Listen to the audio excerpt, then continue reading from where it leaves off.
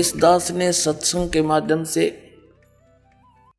और आध्यात्मिक ज्ञान चर्चा के माध्यम से, जैसे ये टीवी चैनल वाले उन महापुरुषों का भी इंटरव्यू ले आए, जो जितना ज्ञान था उन्हें बोलना था वो बोल दिया। अब पहले जो शास्त्रार्थ होया करते थे वो तरीका व्यर्थ था, गलत था। उसमें क्या होता था कि सब संस्कृत के ज्ञाता होते थे, ब्राह्मण से ही शास्त्रार्थ करता था, श्रोता अशिक्षित होते थे, वो संस्कृत जानते नहीं। जिसने थोड़ी सी भी धारावाहिक संस्कृत बोल दी और श्रोताओं ने उसकी ताली पीट दी, विजयी हो गया, बस ये कोई बात थी। और फिर शास्त्रार्थ वो करेंगे क्या? दोनों अज्ञानी, एक से दो गणा ज्ञानी था वो सिलेक्ट हो जाता। जैसे महर्षि दानंद के साथ महर्षि को अगर कक्का पता नहीं इसने। अब क्या है कि अब परमात्मा ने सबसे पहले अपने को पहचानवाने के लिए आप जी को, इस परमात्मा ने सबसे पहले यह टेक्निक दी, इलेक्ट्रॉनिक मीडिया जिसको बोलते, और ये इंटरनेट सैटेलाइट बना के और ये सारा कुछ व्यवस्था करके प्रोजेक्टर तक की खोज करवाई। सदग्रंथों को हिंदी में उन्हीं इंजीनियरों से अनुवाद करवाया। अगर ये दास अनुवाद करता, इन सब का करना तो यही था, लेकिन किससे का यकीन नहीं होने दो, ये नकली नौकरी ने क्या पता संस्कृत आती है नहीं। और परमात्मा कबीर साहब के साथ भी इन्होंने यही अन्याय किया था, हमारे साथ किया था न्याय, कि वो कहते थे कबीर तो अशिक्षित है, ये जानता नहीं संस्कृत को, ये क्या जाने सत्य ज्ञान को, वेद और ग्रंथों के ज्ञान को। वो तो जान ही जानते, उन्हें भाषा की जरूरत नहीं थी। उसने भाषा की तो हमारे लिए जरूरत थी बताने के लिए, कौन सी भाषा में आप समझो, उससे हम बोल दिया करते थे। चीन में गए चीन वाली बोली, हरियाणा में हरियाणा वाली बोली उन्होंने, और पंजाब में गए पंजाबी बोली, क्योंकि वो पंजाबी में समझ सके। अब संस्कृत में करें जाओ गछामी गछामी, कौन सुनेगा, उसने क्या समझेंगे। एक भाषा विशेष से थोड़ा ही विद्वान बन जाता है। तो इसी प्रकार उस समय उनकी दाल गलगी के कबीर जी अशिक्षित हैं, ये क्या जाने सदग्रंथों को। और आज यही दशा होती है, दास इसका हिंदी अनुवाद करके सुनाता, कोई ना माना हो, तो परमात्मा ने दया करी, उन्हीं से अनुवाद करवा दिया। और कहते हैं चोर चुरावे तुमड़ी गाड्डे पानी में, वो गाड्डे वह ऊपर आवे, न सच्चाई छनी ना।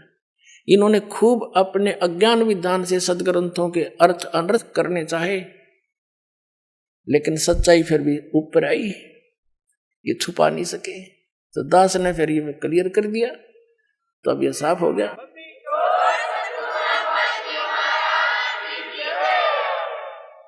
अब ये न्यू और कहने लग गया एक आधा, जो कति फ्यूज फेल हो लिया, जैसे रांजडी वाला मधु परमहंस जी घनी छाती कूटा करता,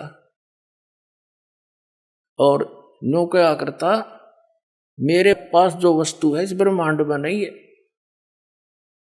और सब भक्ति के चोर हैं बाकी के, उसको छोड़ के पाखंडी है। बताओ, एक भक्त अभी भी 1 महीने से 20 दिन से वो बता रहा था जी, मैं पहले राधा स्वामी पंथ में था, ठाकुर जी महाराज का सीधा चेला था, मैं परिचर था, यानी वक्ता था, उनका सत्संग किया करता था, आदेश दे रखा था मेरे को। और मेरे को ये भी आदेश था, दीक्षा भी दिया करता, मैं नाम देता था। गुरु जी तो थे ठाकुर जी, और नाम दिया करता वो भगत जी। बताओ कोई बात हुई। ऐसे ही ये जो सतपाल जी महाराज हैं, और ये इनके भाई जो बाल योगेश्वर के हैं, जिसने प्रेम रावत अमेरिका रहता है, ये भी ऐसे ही करते हैं। और भी कई ऐसे प्रोसीजर अपना रखा है। नाम तो देगा एक संत बना रखे न, संत जी, और गुरु जी होगा सतपाल जी और ठाकुर जी। वाह रे शेरो, बता फेरे तले होगी राम सिंह ते, और पति होगा श्याम सिंह। कोई बात हो इनकी। तो पुण्यात्मा ये सारा ही ऊट पटांग हो रहा था, इस दास पर दया करी दाता ने। ठीक है, संघर्ष तो करना पड़ा, जेल तक जाना पड़ा। इन अज्ञानियों ने दुनिया को भ्रमित करके रामपाल गुंडा है, बुंडा है, न्योना बताया 1 नंबर का आदमी है, ये पता लग जाएगा। ये पता लग जाएगा संसार को।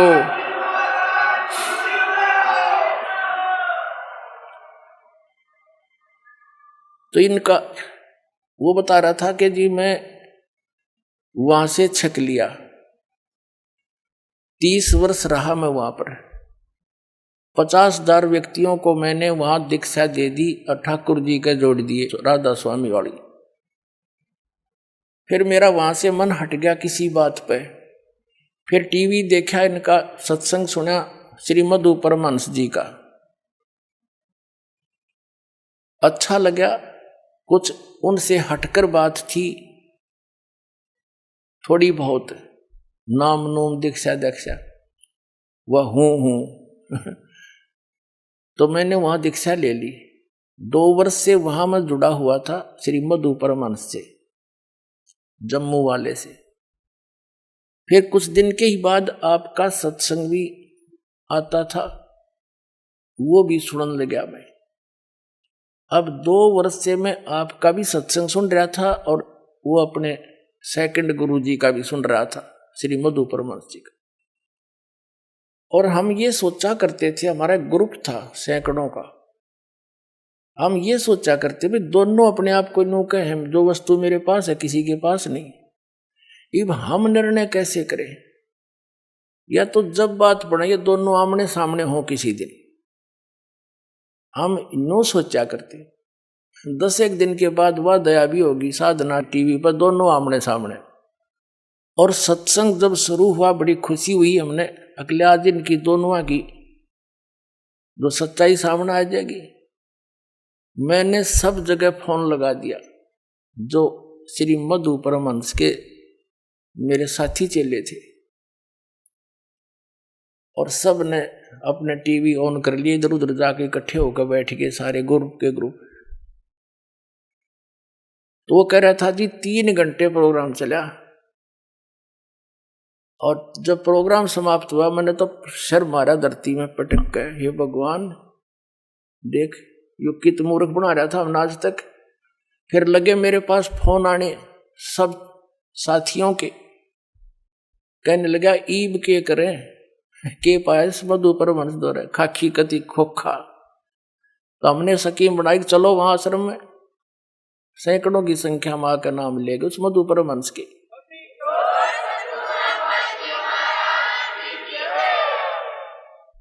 अब वो क्या कहता है कि मैंने आध्यात्मिक ज्ञान चर्चा करी है, को नहीं टीवी पर सत्संग आता है इसका जी जागरण पे, उस पे एक नीचे हेडिंग लिखने लग रहा है, देख ये संत है, यानी आर को स्वीकार ना करके बकवादों में बढ़ गए। जैसे 2 सही पहलवान हो और दोनों कुश्ती करते हैं और एक तो हारे जीतेगा, एक ने दूसरे को हरा दिया, तो दोनों गले से मिलते हैं और हाथ मिलाते हैं और खुश होकर अपनी हार स्वीकार करता कि मैं हार गया, यू जीत गया भाई। सरेआम कहते हैं वो है महान आत्मा, ये महान आत्मा है। सरेआम झूठ बोला ने कहा आध्यात्मिक ज्ञान तो हमने करिए को नहीं, अरे सामने बोलने लग रहा। अब आध्यात्मिक ज्ञान चर्चा क्या चीज है?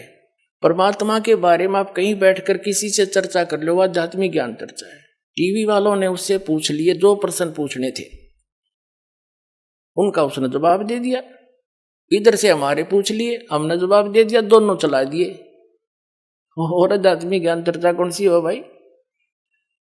अब इसका सिर घूम गया, अब इन्हें ठिकाना नहीं रहेगा इस पृथ्वी पर। देख लेना, या तो इन्होंने स्वीकार करना पड़ेगा और कहना पड़ेगा अपने चेलों को।